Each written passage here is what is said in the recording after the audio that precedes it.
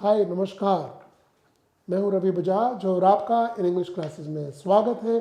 Grammar पढ़ रहे हैं हम, ये हमारी सेकंड क्लास है। इससे पहले आपने पढ़ा प्रेजेंट इंडेफिनिट के कुछ सेंटेंसेस हमने बनाए थे, अफर्मेटिव, नेगेटिव एंड इंटरोगेटिव। तो आज हम अपनी क्लास को उससे आगे बढ़ाते हैं। ठीक है, ये देखिए जी, ये हमने शुरुआत की थी। एक बार ब्रशअप कर देते हैं चीज़ों को, सारी रिफ्रेश हो जाएंगी। First person, second person, third person ऐसा कुछ होता है। ये कल पिछली क्लास में हमने पढ़ा था, देखा था। अगर आपने वो क्लास नहीं देखी है तो देख लीजिए। ठीक है, फिर हमने देखा था कि ये होते हैं हमारे tenses, present, past and future, और इसके चार चार पार्ट्स होते हैं। कल हमने इंडेफिनिट की शुरुआत तो कर दी थी, बट उसे ख़त्म नहीं किया था। आज उसे आगे बढ़ाते हैं। ठीक है, ओके, हमने ये सब पढ़ा। इन सब सेंटेंसेस की हमने इंग्लिश भी बनाई, आपने देखा, simple, negative and then interrogative, जो कि क्या से शुरू होते हैं। अभी तक हमने डब्ल्यू फैमिली का इस्तेमाल इसमें बिल्कुल नहीं किया है ना। तो इसे हम आगे बढ़ाएंगे, बट आज हम आपको बताएंगे ये कीवर्ड्स क्या होते हैं। कल हमने अपनी क्लास यहीं पे ख़त्म कर दी थी, आज इसे आगे बढ़ाते हैं। एक बार फिर मैं आपको इनके मीनिंग बता रहा हूँ। देखिए, डेली होता है रोज़, एवरीडे का मीनिंग भी होता है रोज़, ऑलवेज हमेशा, समटाइम्स कभी कभी, ऑफन अक्सर, प्राय, यूजुअली आमतौर पर, ओकेजनली कभी कभार, है नॉर्मली आमतौर पर। ये वर्ड्स कीवर्ड्स हैं। ये कीवर्ड्स होते क्या हैं? जब आप एग्जामिनेशन पॉइंट ऑफ व्यू से कोई एग्जाम दे रहे होंगे तो वहाँ ना एक ग्रामेटिकल एरर दे दी जाती है आपको, और आपको पता ही नहीं चल पा रहा होता। आपको लग रहा होता है सही तो है यार सेंटेंस, इसमें तो मुझे मेरे हिसाब से कोई दिक्कत लग ही नहीं रही, बट दिक्कतें होती हैं। ये कीवर्ड्स वाली दिक्कतें होती हैं। कैसे? देखिए, एक इंसान जब बहुत अच्छी इंग्लिश बोलता है ना, पता है कहाँ फंसता है? प्रेजेंट डेफिनेट, इन कीवर्ड्स की वजह से। जैसे कि मैं आपको एक सेंटेंस बोलता हूँ हिंदी में, बताना ये सही है या गलत है। हिंदी में, इंग्लिश में नहीं, हिंदी में। मैं रोज मंदिर जा रहा हूं। मैं लिख देता हूं यहां, मैं रोज मंदिर जा रहा हूं। एक्चुअली पता है क्या है, हिंदी हमारी मातृभाषा है, तो उसमें तो हम गलतियां निकालते ही नहीं, क्योंकि उसमें तो हमें सब समझ आ रहा होता है। तो हम बाल की खाल निकालना पसंद नहीं करते। अंग्रेजी मातृभाषा नहीं है, इंटरनेशनल लैंग्वेज है, सीखनी है, बिल्कुल बेसिक से सीखनी है, तो उसमें गड़बड़ होगी तो हमें पता ही नहीं चलेगा। अब पता लगाना है। अगर आप सिर्फ हिंदी की इंग्लिश बनाओगे फंस जाओगे, इंग्लिश कभी नहीं बोल पाओगे। पहले तो ये सीख लो, never translate, not always you are going to translate, कभी कभार शुरू में। तो ये सेंटेंस मैं कहूँगा कि गलत है। पता है क्यों? ये रोज आ रहे हैं ना, रोज, रोज को इंग्लिश में कहते हैं डेली या एवरीडे। तो फिर ये रहा हूं क्यों आ रहा है जी? ये गड़बड़ है। मैं रोज मंदिर जा रहा हूं इज रॉन्ग हिंदी। अभी मैं हिंदी की बात कर रहा हूं, इंग्लिश की बात ही नहीं की। हमें कहना चाहिए मैं रोज मंदिर जाता हूं, होना चाहिए। आया समझ? This is correct. ऐसा क्यों? सिर्फ रोज की वजह से हमारी स्टोरी चेंज हो गई। मैं रोज मंदिर जाता हूं होना चाहिए, जा रहा हूं नहीं होना चाहिए। क्यों? अगर ये रोज ना होता, फिर होता जी मैं मंदिर जा रहा हूं, फिर वो सेंटेंस सही होता। अब आपको थोड़ा थोड़ा समझ आ रहा होगा कि ये कीवर्ड्स क्यों यूज करते हैं। कीवर्ड्स हमें इशारा करते हैं हमारी डेली हैबिट्स की ओर, या कभी कभार, या हमेशा मैं ये काम करता हूं, तो आप इंडेफिनिट बनाते हैं। इन वर्ड्स को लेकर आप कॉन्टिन्यूस नहीं बना सकते, इनको लेकर आप परफेक्ट टेंस भी नहीं बना सकते। आपको इनके साथ तो इंडेफिनिट ही बनाना होता है। ठीक है, अभी क्या है ये देखिए। जैसे मैं कुछ सेंटेंसेस लिखता हूं, मैं सभी पे एक एक सेंटेंस दे रहा हूं, ये आप नोट कर लीजिए, बहुत काम की चीज है। जैसे मैं कहता हूं कि I go to office daily. Daily कहूं या एवरीडे कहूं, बात एक ही है, बात तो एक ही है। ठीक है, सो आई गो टू ऑफिस डेली या एवरीडे, ये सही है। अब आप यहाँ आई एम गोइंग कर दोगे तो गलत हो जाएगा, वो सही नहीं होगा। ठीक है, अब हम ऑलवेज का भी बनाते हैं जी। ही ऑलवेज हेल्प्स अदर्स, वह हमेशा दूसरों की सहायता करता है।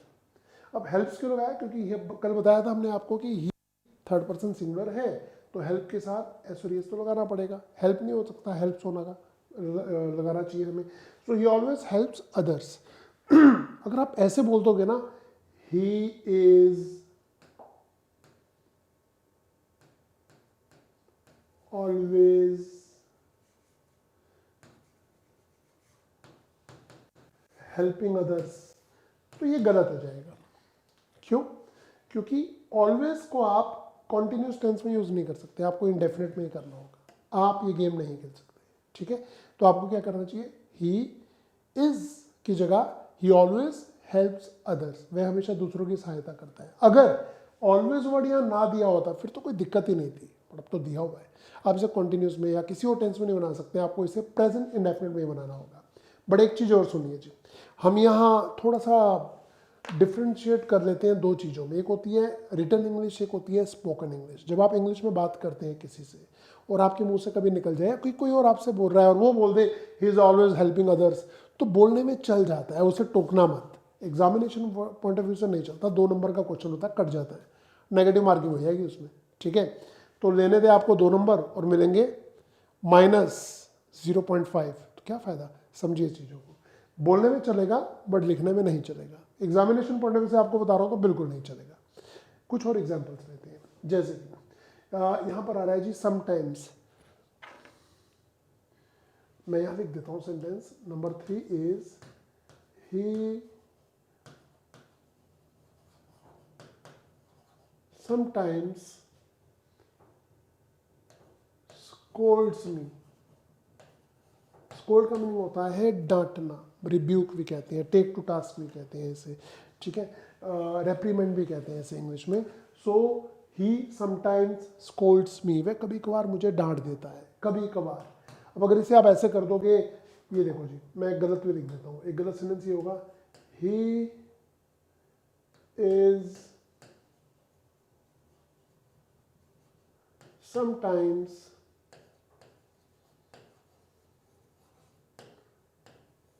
स्कोल्डिंग मी इज रॉन्ग, ये गलत है। समटाइम्स स्कोल्डिंग इज स्कोल्डिंग नहीं हो सकता, क्योंकि ये कॉन्टिन्यूस में बन गया और आपको मजबूर कर रहा है ये समटाइम्स वर्ड इंडेफिनिट में बनाने को, तो इसलिए आप ये गड़बड़ बिल्कुल नहीं कर सकते हैं। Okay, now we proceed. Usually, occasionally, normally बिल्कुल इसी तरीके से यूज होंगे। ओके फाइन, नॉर्मली का भी एक एग्जांपल ले लेते हैं या ओकेजनली का। हम यहाँ लिख देते हैं थोड़ा सा आगे करके,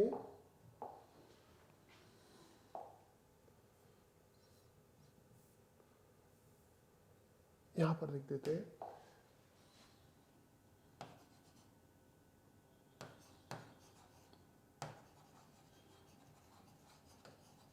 he normally comes late।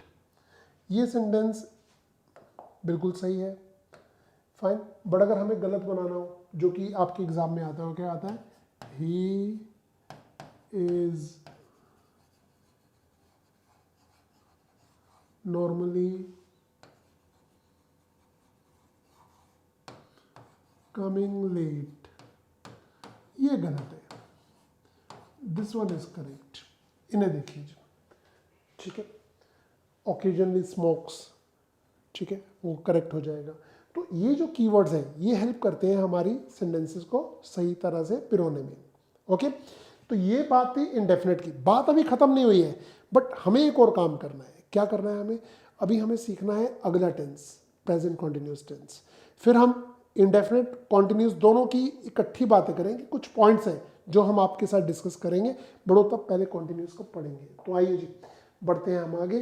And now this is the time for present continuous tense. Present continuous दुनिया का सबसे इजी सेंटेंस है, इजी टेंस है सॉरी, क्योंकि इसमें आप क्या देख रहे हैं जी, इसमें हिंदी में आता है रहा है, रही है, रही है।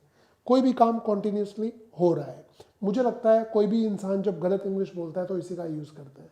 मुझे लगता है सभी को आता होता है, बट हम फिर भी सीख लेते हैं। इज एम आर इसके हेल्पिंग वर्ब है। इंडेफिनिट में डू डज थे, इसमें इज एम आर है, साथ में फर्स्ट फॉर्म और साथ में लगेगा आई एन जी। ठीक है जी, ये है प्रेजेंट कॉन्टिन्यूस टेंस एड इस कहाँ लगेगा, एम कहाँ लगेगा, आर कहाँ, देखिए आपने सुना भी होगा, मुझे नहीं लगता आप इसे गलत यूज करने वाले। एम लगता है आई के साथ, आर लगता है जो ज़्यादा लोग होते हैं, जैसे कि वी हो गया, यू हो गया, दे हो गया, या थर्ड पर्सन प्लूरल, और ये लगता है सिंगुलर के साथ, जो थर्ड पर्सन सिंगुलर होता है, फर्स्ट सेकंड में थर्ड पर्सन सिंगुलर, जैसे कि शी हो गया, ही हो गया, फाइन, कोई नाम हो गया, तो वहाँ इस लगाएंगे। मुझे नहीं लगता आप आई के साथ आर या इस बोलेंगे, आपके मुंह से निकलेगा ही नहीं, आई एम ए निकलेगा, ठीक है। अब इसे हम यूज़ करेंगे सेंटेंसेज में, करना ज़रूरी है, नहीं तो पता ही नहीं चलेगा हम क्या सीख रहे हैं। तो आइए कुछ एग्जांपल्स लेते हैं। दिस इज, ये इसके कीवर्ड्स हैं जो हम बाद में डिस्कस करेंगे, जैसे इंडेफिनिट के किए थे। अब देख लीजिए, आप साथ साथ चाहे तो सेंटेंसेस बना सकते हैं। आपके सामने ये सेंटेंसेस हैं, देख लीजिए एक बार इन सब सेंटेंसेस को देख लीजिए।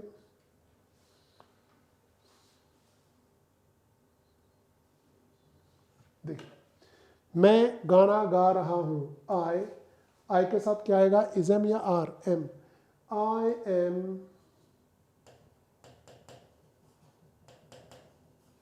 सिंगिंग अ सॉन्ग, मैं गाना गा रहा हूं, I am singing a song, ठीक है।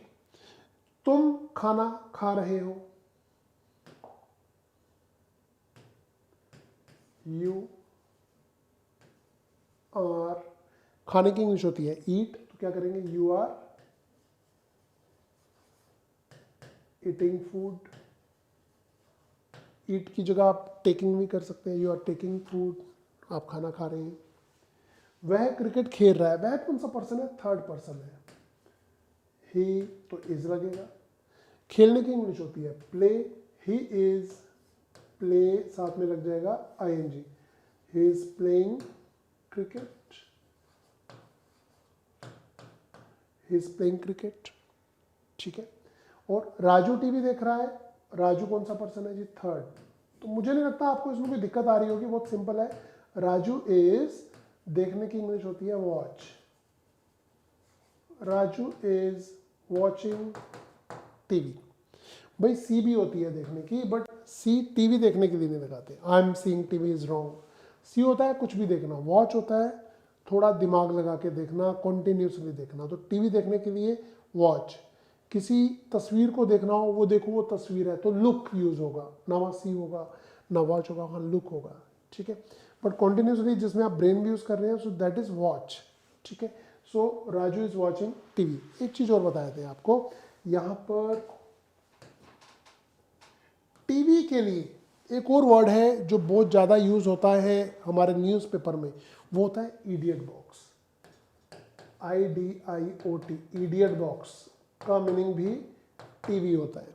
तो आप ऐसे कहते हो जी राजू इज वॉचिंग टीवी या Raju is watching idiot box, चलेगा, दोनों ठीक है। टाइम्स ऑफ इंडिया में भी इस वर्ड का इस्तेमाल होता है बार बार, इडियट बॉक्स, एक ऐसा बॉक्स जो कि इडियट है, सिर्फ अपनी बोलता रहता है, हमारी सुनता है नहीं, तो हम उसे कहते हैं इडियट बॉक्स है, ओके। तो ये हो गए जी हमारे sentences, okay, simple, we are doing continuous tense. अब हम इसे बढ़ाते हैं आगे।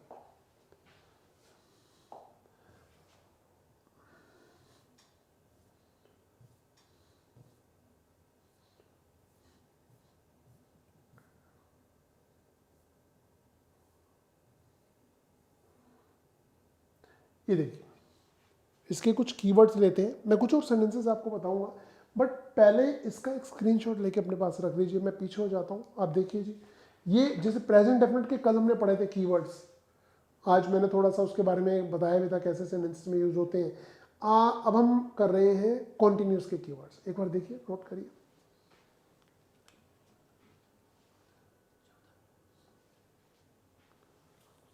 At present, right now, these days, nowadays, at the moment, ये जो वर्ड्स आप देख रहे हैं, ठीक है, ये सब है keywords of present continuous tense. इनके मीनिंग देखिए, एट प्रेजेंट का मीनिंग होता है अभी भी, राइट नाउ का भी मीनिंग होता है बिल्कुल अभी, दीज डेज आजकल, नाउ-अ-डेज का भी मीनिंग होता है आजकल, दीज डेज नाउ-अ-डेज एक ही बात है, बट देखिए नाउ-अ-डेज में ना कहीं स्पेस नहीं आ रहा है, ध्यान दीजिएगा। एट द मोमेंट बिल्कुल अभी अभी, ठीक है। तो जब ये वर्ड्स आएंगे तो आप कॉन्टिन्यूस बनाएंगे, आप इंडेफिनेट नहीं बनाएंगे। इंडेफिनेट के में कॉन्टिन्यूस नहीं बनेगा, कॉन्टिन्यूस के में इंडेफिनेट नहीं बनेगा। ठीक है, तो इस तरीके से आप बना रहे हैं। अब देखिए जी,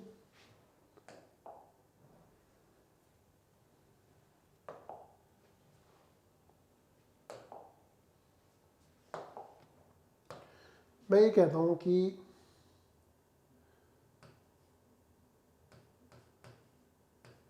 he is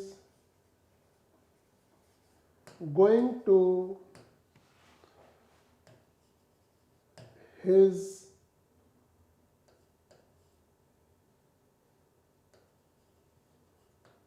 Corolla office these days।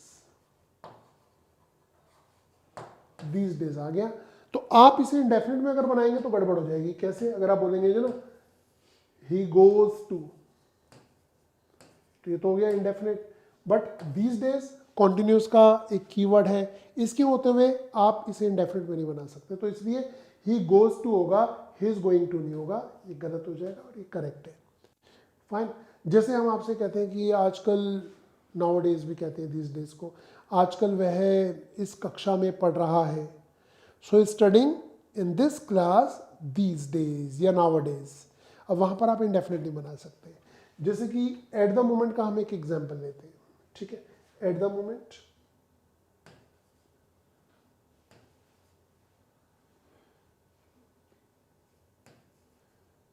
He is या she is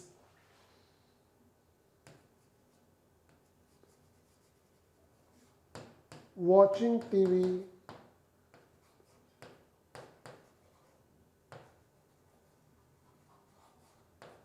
eight the moment.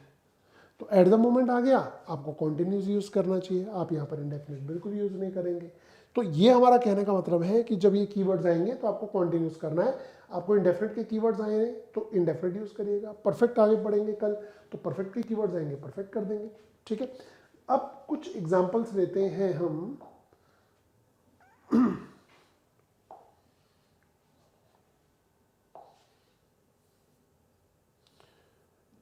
यही सेंटेंस अगर नोट से शुरू हो रहे हो, मतलब नोट आ रहा हो बीच में नेगेटिव, तो आप नोट लगा दो। जैसे कि मैं गाना, अगर यह कहता है जी नहीं गा रहा हूं, तो आप क्या कर दोगे? I am not singing a song. But मैं कहना चाहता हूं अगर यही सेंटेंस क्या से शुरू हो जाए, पहले से रब कर देते हैं। देखिए क्या, और यह क्वेश्चन मार्क आ जाएगा कि क्या मैं गाना गा रहा हूं। तो आप कैसे बनाएंगे? पहले सिंपल, क्या को छोड़ो, सिंपल बना देते हैं। I am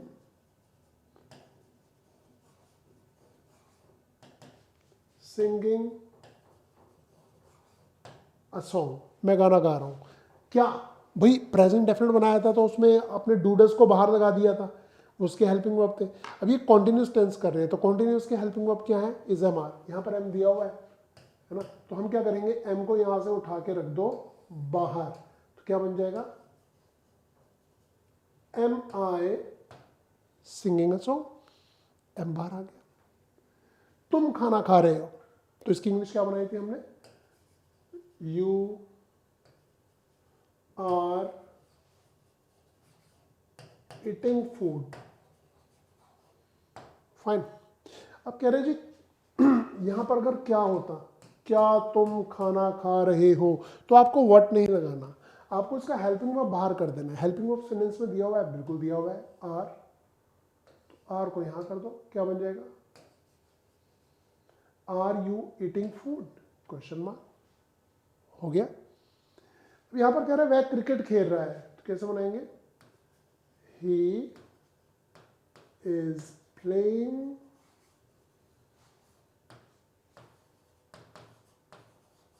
cricket. अब क्या, अगर यहां पर क्या लिखा होता तो हम इसका हेल्पिंग वर्ब बाहर कर देते। कैसे कर देते जी? हम इसको उठा के रख देते बाहर, तो बन जाता is he playing cricket? Question mark. एक और देख लेते हैं कैसे बनेगा जी। राजू टीवी देख रहा है, तो हम बनाते हैं जी राजू इज वॉचिंग टीवी। अगर यहां पर लिखा होता क्या राजू टीवी देख रहा है, तो हम क्या करेंगे, इसको हटा के रख देंगे बाहर, तो क्या बन जाएगा, इज राजू वॉचिंग टीवी, क्या राजू टीवी देख रहा है, सेंटेंस बन गया अपना, ठीक है ना। तो इसी तरीके से आप देखते हैं कोई भी सेंटेंस अगर क्या से शुरू हो रहा है उसका इज़म आर बाहर लगा दो, सेंटेंस बन जाता है। कीवर्ड्स को हमें देखना होता है वो इंडेफिनिट के हैं, वो कॉन्टिन्यूस के हैं।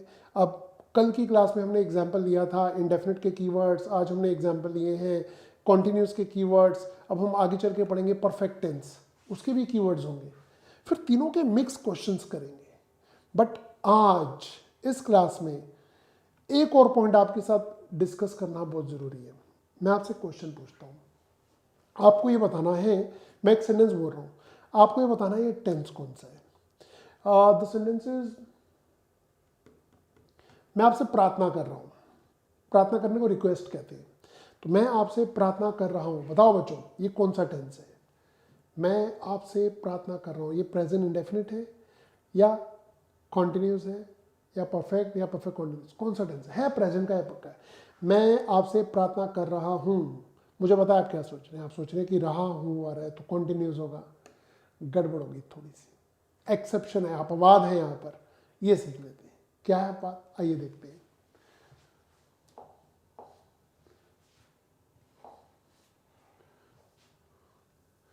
ये जो वर्ड्स आप देख रहे हैं इन वर्ड्स को देखिए, see, hear, smell, notice, know, recognise, want, hope, see, ये जो वर्ड्स आप देख रहे हैं है ना, ये हिंदी में तो कॉन्टिन्यूस में हो सकते हैं यूज, बट जब आप इनकी इंग्लिश बनाएंगे तो आप इन्हें इंग्लिश में कॉन्टिन्यूस में यूज नहीं कर सकते। ये बहुत खास टॉपिक है, ऐसे समझिएगा, यहाँ से बहुत सारे क्वेश्चन एग्जाम में भी आते हैं। कैसे जी, कह रहा है जी मैं देख रहा हूँ, मैं देख रहा हूँ तो ये कॉन्टिन्यूस टेंस है, बट अगर आप इसकी इंग्लिश बनाओगे is am are first of I N G और आप बना दोगे जी आई एम, ये देखो आई एम सीइंग इट या आई एम सीइंग, तो ये गलत हो जाएगा, आई एम सीइंग हो ही नहीं सकता, क्योंकि जो सी वर्ड है आप इसके साथ आईएनजी नहीं लगा सकते, कॉन्टिन्यूस में यूज नहीं कर सकते। आप हिंदी में बोलिए मैं देख रहा हूँ, बट इंग्लिश में आप इसे प्रेजेंट इंडेफिनिट नहीं बनाओगे, आप इसे बोलोगे आई सी, आई सी। हम एक काम करते हैं, यहां से नोट कर लीजिए आप इन्हें, इन सब वर्ड्स को यहां से नोट करिए, ये नोट लिखिए, these words are used in indefinite tense not in continuous tense. इसे देखिए, मैं सभी वर्ड्स को बोल रहा हूं, इसे देखिए, ये जो वर्ड्स आपके सामने हैं ये इंडेफिनिट में यूज होते हैं, कॉन्टिन्यूस में यूज नहीं होते हैं। अगर आप इन्हें कॉन्टिन्यूस में यूज करने की कोशिश करेंगे तो आपकी इंग्लिश हो जाएगी गलत और लोग आप पर हंसेंगे, इंग्लिश के एग्जाम में आपके नंबर कट जाएंगे और आपको पता भी नहीं चलेगा, क्योंकि आप तो सिर्फ हिंदी की इंग्लिश बना रहे थे। तो एक बार मैं इन सब को हिंदी मीनिंग आपको इन सब का बता देता हूँ, ये जानना ज़रूरी है। ये आपने नोट लिखा, देखिए जी, इसका एक स्क्रीनशॉट ले सकते हैं, मैं पीछे हो जाता हूँ, इतना स्क्रीनशॉट ले लीजिए। ओके, सी देखना आपको पता ही है, हियर सुनना, स्मेल सूंघना, नोटिस किस चीज़ को नोटिस करना, नो जानना, रिकग्नाइज पहचानना, वांट चाहना, बड़े सिंपल वर्ड्स हैं। होप आशा करना, सीम होता है लगना, ऐसा लगता है कि वह आएगा, it seems that he will come. Become होता है बनना, लव प्यार, हेट नफरत करना, प्यार करना नफरत करना, बिलीव और ट्रस्ट का मीनिंग होता है सेम, विश्वास करना। तो आप बोलो जी मैं आप पर विश्वास कर रहा हूँ, तो आई एम ट्रस्टिंग यू नहीं बोलेंगे, कॉन्टिन्यूस में नहीं, उसे इंडेफिनिट में बोलेंगे आई ट्रस्ट यू। मीन मतलब होना, सपोज मानना, मैथ्स में बहुत यूज करते हैं, ऑन उसका मालिक होना या उसका हकदार होना, इन्वॉल्व शामिल करना, एडमिट होता है मान जाना, प्रेफर होता है प्राथमिकता देना, रिक्वेस्ट, अभी मैंने आपसे ही क्वेश्चन पूछा था, मैं आपसे प्रार्थना कर रहा हूँ, आई एम रिक्वेस्टिंग यू नहीं होगा, आई रिक्वेस्ट यू होगा, इंडेफिनिट में यूज होगा, यानी कि प्रार्थना करना। नीड होता है ज़रूरत होना, अब मुझे इस पेन की ज़रूरत पड़ रही है हिंदी में तो कॉन्टिन्यूस है, but I am needing it नहीं बोलेंगे, आई नीड इट बोलेंगे, ठीक है। डेयर होता है उसका हिम्मत करना, रिजेंबल होता है शक्ल का मिलना, अग्री का मीनिंग होता है सहमत होना, साउंड का मीनिंग होता है लगना। ये साउंड वो आवाज़ वाला नहीं है, क्योंकि वो जो आवाज़ वाला साउंड होता है वो नाउन होता है, हमने यहाँ पर वर्ब लिखे हैं, वर्ब क्रियाएं, है ना। तो साउंड लगना, अच्छा लगता है, इट साउंड्स गुड ऐसे बोलते हैं, अच्छा लग रहा है। आप हिंदी में बोलिए अच्छा लग रहा है, बट इंग्लिश बनेगी it sounds good, it is sounding good नहीं बनेगी। अंडरस्टैंड समझ आना, कंटेन रखना, कंसिस्ट मिलकर बना हुआ, डिजर्व लायक होना, बिलोंग टू उससे ताल्लुक रखना। इन सबको एक बार देखिए, लिखिए और फिर हमें बताइए, हम आगे बढ़ते हैं।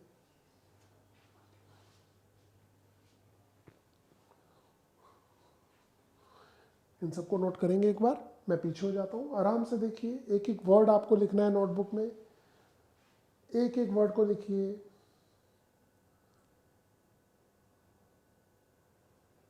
ठीक है, अब हम कुछ के एग्जांपल्स लेते हैं, सभी के लिए लेते हैं। देखिए हियर, आई एम हियरिंग नहीं होता, अगर आप बोलेंगे आई एम हियरिंग तो वो हो जाएगी गलत इंग्लिश। आई एम हियरिंग गलत, आई हियर होगी। आई एम स्मेलिंग गलत, आई स्मेल होगी। आई एम नोटिसिंग गलत, आई नोटिस होगी। ही इज नोइंग इट, भाई अगर आप बोले जी वह जान रहा है, वह चीज को जान रहा है, तो आप बोलेंगे जी कॉन्टिन्यूस है तो इज लगा दो, ही इज नोइंग नहीं होता, ही नोज इट। मैं जान रहा हूं, आई नो इट होता है, आई एम नोइंग इट नहीं होता। ठीक है, अब यहां पर आता है रिकॉग्नाइज, मैं पहचान रहा हूं, आई एम रिकॉग्नाइजिंग नहीं होता, आई रिकॉग्नाइज। हिंदी में आप बोलिए मैं पहचान रहा हूं, ये क्रिया अभी मेरे द्वारा हो रही है, बट इंग्लिश में आई रिकॉग्नाइज इट ही होगा। वांट, मैं चाह रहा हूं कि तुम मेरे लिए चाय लाओ, या मैं चाह रहा हूं कि तुम उसे फोन करो, मैं चाह रहा हूं, हिंदी में चाहिए ना, कोई दिक्कत नहीं है। इंग्लिश में आई एम वांटिंग नहीं होगा, it should be I want. ठीक है, तो अगली क्लास में हम आपको इसके ऊपर सेंटेंसेस भी बताएंगे कि कैसे डिफरेंस आता है इंडेफिनिट और कॉन्टिन्यूस में, वो हम कल की क्लास में करने वाले हैं। तो होप का मीनिंग है, आप हिंदी में कहते हैं जी जैसे कि मैं आशा कर रहा हूँ, या जैसे कि आप आशा कर रहे हैं, तो I am hoping is wrong English, I hope होगा। ठीक है, ही इज होपिंग गलत, ही होप्स होगा। फाइन, ऐसा लग रहा है कि आज बारिश होगी, क्या बोलते हैं, इट इज सीमिंग।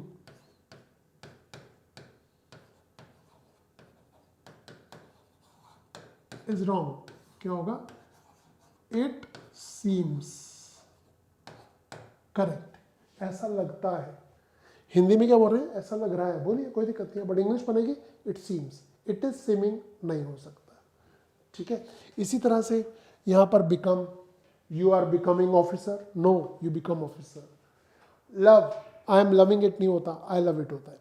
जब भी मैं ये वर्ड देता हूँ, ये सेंटेंस देता हूँ ना, आई एम लविंग इट, तो सबके दिमाग में आ जाता है मैकडोनल्ड्स का स्लोगन, उसमें लिखा होता है ना आई एम लविंग इट। वो एक स्लैंग है, जो स्लैंग होता है ना टपोरी लैंग्वेज में होता है, उस पर उसके पीछे ग्रामर नहीं होती, तो वो बोल रहा है बोलने दीजिए, उसका प्रोडक्ट बिक रहा है, बर्गर बिक रहा है, आपको नहीं बोलना आई एम लविंग इट, आप बोलेंगे I love it, I love you, I love him, I love her. ठीक है, या we love each other, but loving नहीं बोलना। हेट, नफरत करना, मैं तुमसे नफरत कर रहा हूँ, आई एम हेटिंग यू नहीं, आई हेट यू। तो अगली क्लास में हम आपको इसके पूरे पूरे एग्जाम्पल्स बताएंगे। ठीक है, इन्हें एक बार नोट कर लीजिए, आराम से नोट करिए। बिलीविंग, आई एम बिलीविंग नहीं होता, आई बिलीव होता है। आई एम ट्रस्टिंग नहीं होता, मैं आप पर पक्का विश्वास कर रहा हूं, देखो मुझे धोखा मत देना, I am trusting you, wrong, I trust you ही होगा। उसी तरह से मीनिंग नहीं होगा, मीन ही होगा। सपोजिंग नहीं होगा, सपोज होगा। ओनिंग नहीं होगा, ओन होगा। हम कहते हैं मैं इस होटल का मालिक हूं, आई ओन दिस होटल, अब ये मत बोल देना I M owning this hotel, is wrong, I own this hotel, ऐसा होगा। Fine, involving, he is also involving, he also involves, indefinite. तो मोटी मोटी बात आपने क्या सीखी, इसके एग्जाम्पल्स हम आपको कल बताएंगे और आपसे पूछेंगे बताओ बच्चों इसमें क्या क्या गलती है। बट आज की क्लास में ये जानना जरूरी है कि इन सब में हम एक ही चीज कॉमन देख रहे हैं कि वो प्रेजेंट इंडेफिनिट में यूज होंगे, कॉन्टिन्यूस में यूज नहीं होंगे। अगर कॉन्टिन्यूस में हुए तो एग्जाम में नंबर कट जाएंगे। मैकडोनल्ड वाला बोलेगा आई एम लविंग इट, चलने देना, आप मत बोल देना। ठीक है, और ये सारी चीज़ें, चाहे वो अग्री है, साउंड है, इट इज साउंडिंग गुड नहीं होता, इट साउंड्स गुड होता है। रिक्वेस्टिंग यू का मैंने आपको एग्जांपल दिया था शुरू में ही, जो बहुत से बच्चे कंफ्यूज हो गए थे सुनते, अरे यार ये तो कॉन्टिन्यूस है, तो ये गलत कैसे हो गया, आई एम रिक्वेस्टिंग ही होना चाहिए, है ना। बड़ी गड़बड़ तो हो गई थी, है। अब हम क्या करते हैं, अब हम अगली क्लास में मिलेंगे, इसके प्रॉपर एग्जाम्पल्स करेंगे और फिर देखेंगे एग्जाम में कैसे गड़बड़ होती है, ठीक है। सो गेट रेडी, नोट्स प्रॉपर बनाइए, हैव अ हैप्पी लर्निंग। मिलते हैं ब्रेक के बाद अगली क्लास में कल और देखेंगे इसके कुछ एग्जाम्पल्स। अभी के लिए इतना ही, thank you very much, bye bye, take care.